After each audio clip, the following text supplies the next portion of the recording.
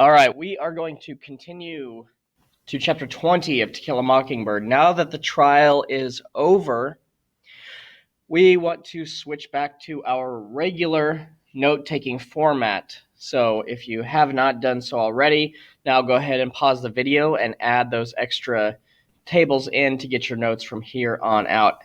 Again, we're going to switch back to the way that we were doing it previously, where instead of stopping and adding things onto the notes, we're just going to go straight through the chapter.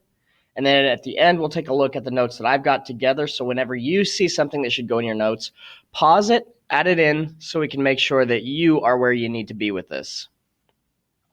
Come on around here, son. I got something that'll settle your stomach. As Mr. Dolphus Raymond was an evil man, I accepted his invitation reluctantly. But I followed Dill. Somehow I didn't think Atticus would like it if we became friendly with Mr. Raymond, and I knew Aunt Alexandra wouldn't. Here, he said, offering Dill his paper sack with straws in it. Take a good sip, it'll quieten you. Dill sucked on the straws, smiled, and pulled at length. Hee-hee, said Mr. Raymond, evidently taking delight in corrupting a child. Dill, you watch out now, I warned. Dill released the straws and grinned. Oh, scat, it's nothing but Coca-Cola. Mr. Raymond sat up against the tree trunk. He'd been lying in the grass. You little folks will tell me now, will you? Ruin my reputation if you did. Well, you mean all you drinking that sack's Coca-Cola? Just plain Coca-Cola? Yes, ma'am, Mr. Raymond nodded. I liked his smell. It was of leather, horses, cottonseed. He wore the only English riding boots I had ever seen. Solid drink most of the time. Well, then you just pretend you're happy. I beg your pardon, sir. I caught myself. I didn't mean to be. Mr. Raymond chuckled, not at all offended, and I tried to frame a discreet question. Why do you do like you do? Well, oh, yes, you mean why do I pretend? Well, it's very simple, he said. Some folks don't like the way I live. Now, I could say to hell with them. I don't care if they don't like it. I do say I don't care if they don't like it right enough, but I don't say to hell with them, see? Dill and I said, no, sir. Well, I try to give them a reason, you see. It helps folks if they can latch on to a reason. When I came into town, which is seldom, if I weave a little and drink out of his sack, folks can say, oh, Dolphus Raymond is in the clutches of whiskey. That's why he won't change his ways. He can't help himself. That's why he lives the way he does. Well, that ain't honest, Mr. Raymond, making yourself out better than you already are. Well, it ain't honest, but it's mighty helpful to folks secretly, Miss Finch. I'm not much of a drinker.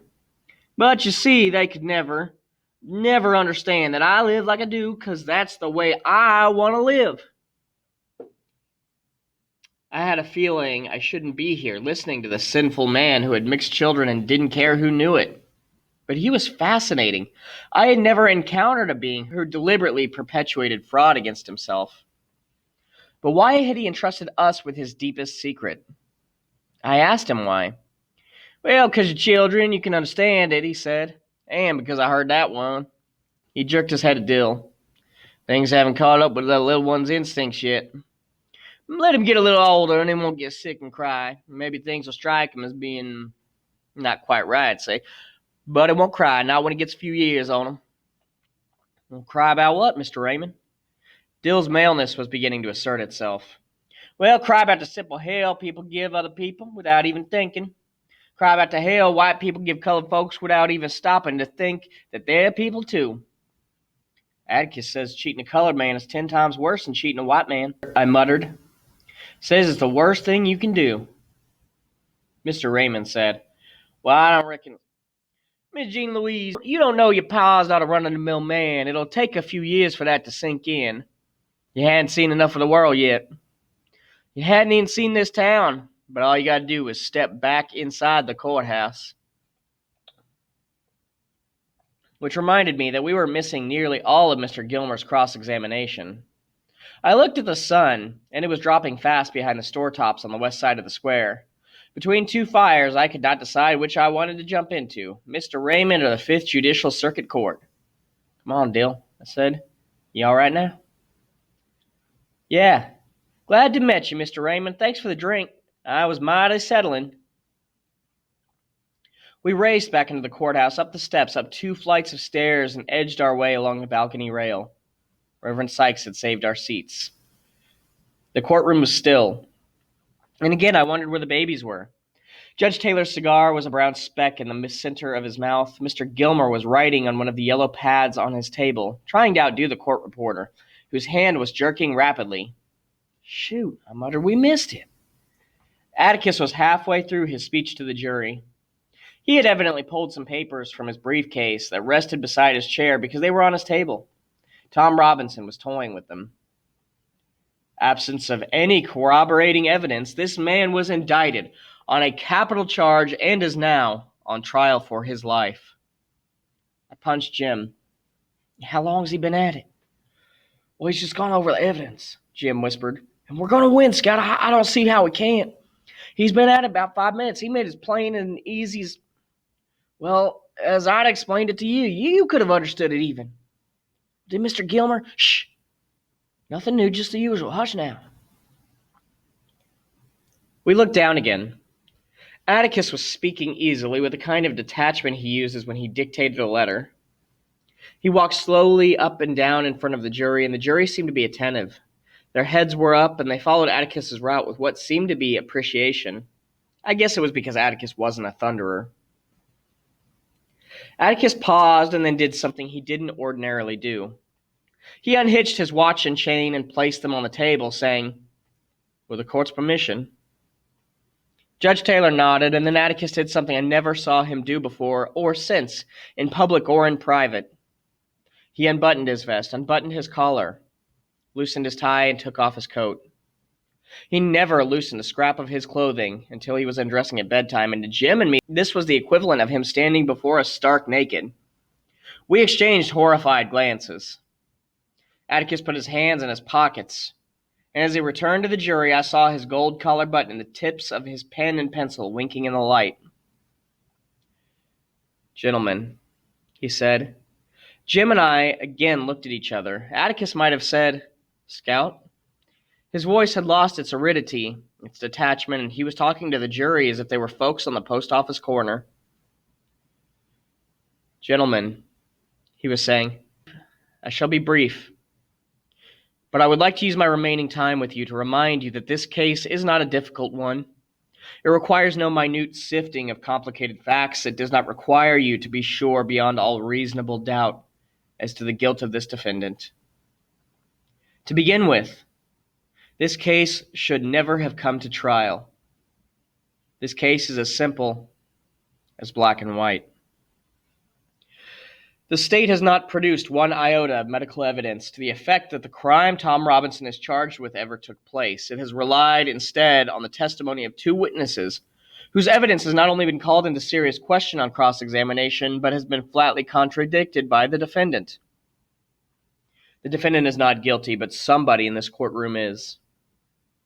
I have nothing but pity in my heart for the chief witness for the state, but my pity does not extend so far as to her putting a man's life at stake, which she has done in an effort to get rid of her own guilt. I say guilt, gentlemen, because it was guilt that motivated her. She has committed no crime. She has merely broken a rigid and time-honored code of our society, a code so severe that whoever breaks it is hounded from our midst as unfit to live with. She is the victim of cruel poverty and ignorance, but I cannot pity her. She is white. She knew full well the enormity of her offense, but because her desires were stronger than the code she was breaking, she persisted in breaking it. She persisted, and her subsequent reaction is something that all of us have known at one time or another. She did something every child has done. She tried to put the evidence of her offense away from her. But in this case, she was no child hiding stolen contraband. She struck out at her victim. Of necessity, she must put him away from her. He must be removed from her presence, from this world. She must destroy the evidence of her offense. What was the evidence of her offense? Tom Robinson, a human being. She must put Tom Robinson away from her. Tom Robinson was a daily reminder of what she did. What did she do? She tempted a Negro. She was white, and she tempted a Negro. She did something that in our society is unspeakable. She kissed a black man. Not an old uncle, but a strong young Negro man. No code mattered to her before she broke it, but it came crashing down on her afterwards. Her father saw it, and the defendant has testified as to his remarks. What did her father do? We don't know. But there is circumstantial evidence to indicate that Mayella Ewell was beaten savagely by someone who led almost exclusively with his left. We do know in part what Mr. Ewell did. He did what any God-fearing, persevering, respectable white man would do under the circumstances. He swore out a warrant, no doubt signing it with his left hand, and Tom Robinson now sits before you, having taken the oath with the only good hand he possesses, his right hand. And so a quiet, respectable, humble Negro who had the unmitigated temerity to feel sorry for a white woman has had to put his word against two white peoples. I need not remind you of their appearance and conduct on the stand. You saw them for yourselves. The witnesses for the state, with the exception of the sheriff of Macomb County, have presented themselves to you gentlemen, to this court, in a cynical confidence that their testimony would not be doubted. Confident that you gentlemen would go along with them on the assumption, the evil assumption, that all Negroes lie, that all Negroes are basically immoral beings, that all Negro men are not to be trusted around our women, an assumption one associates with minds of their caliber, which, gentlemen, we know is in itself a lie as black as Tom Robinson's skin, a lie I do not have to point out to you. You know the truth. And the truth is this: some Negroes lie. Some Negroes are immoral. Some Negro men are not to be trusted around women, black or white. But this is a truth that applies to the human race and no particular race of men. There is not a person in this courtroom who has never told a lie, who has never done an immoral thing, and there is no man living who has never looked upon a woman without desire. Atticus paused and took out his handkerchief. When he took off his glasses and wiped them, we saw another first. We had never seen him sweat.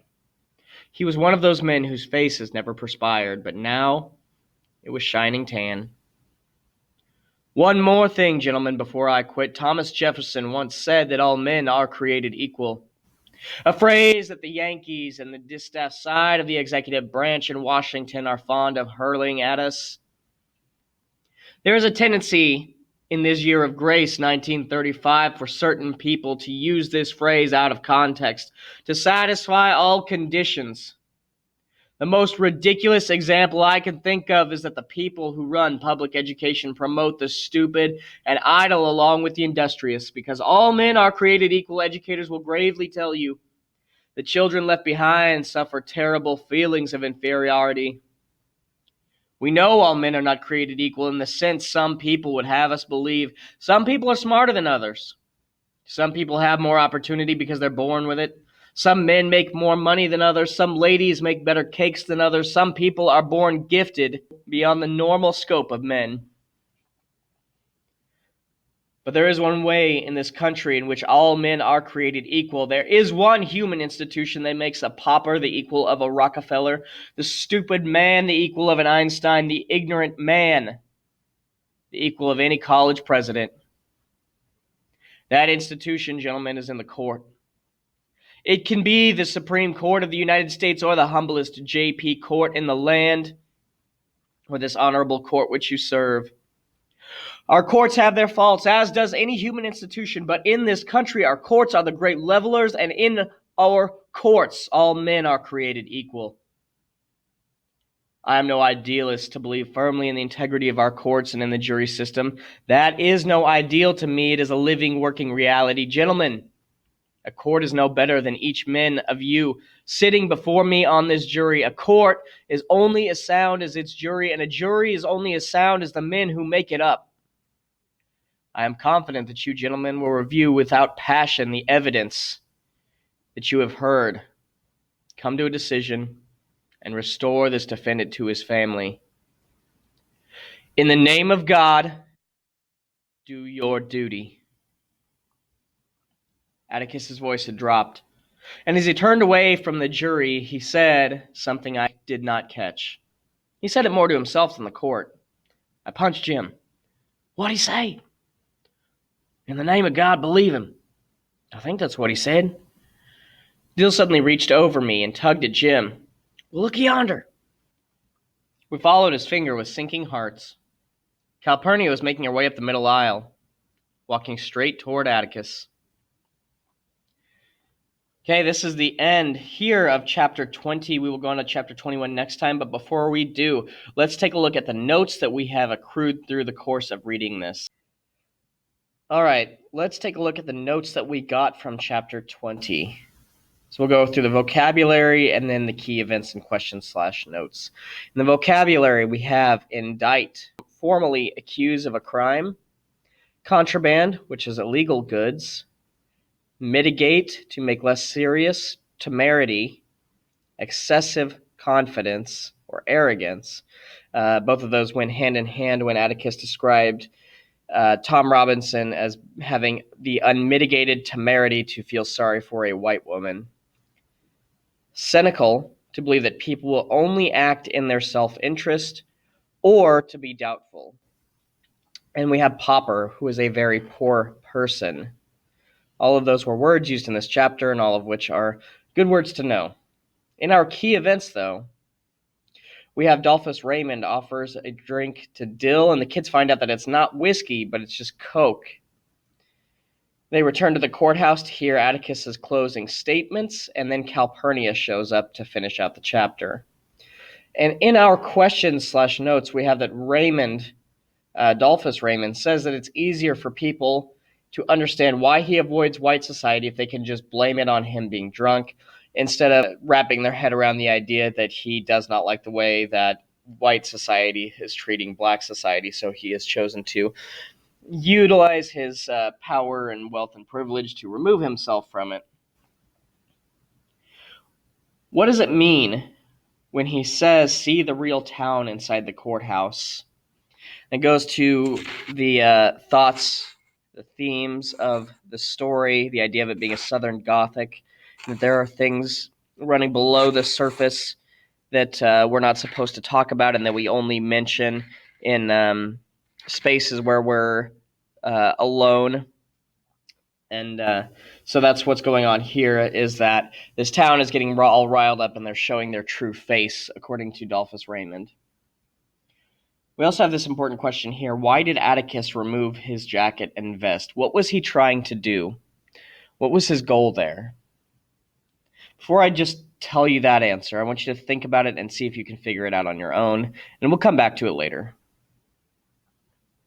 We also want to mention that the year, according to Atticus, is 1935. We had said back at the beginning of the story that the story started in 1934, based on dating the quote that we had from FDR. But we also know, based on this, that cannot possibly be true, so the story took place a few years even before that. So we wanted to mention that. Okay, that is the end of our notes for Chapter 20. We'll continue next time with Chapter 21.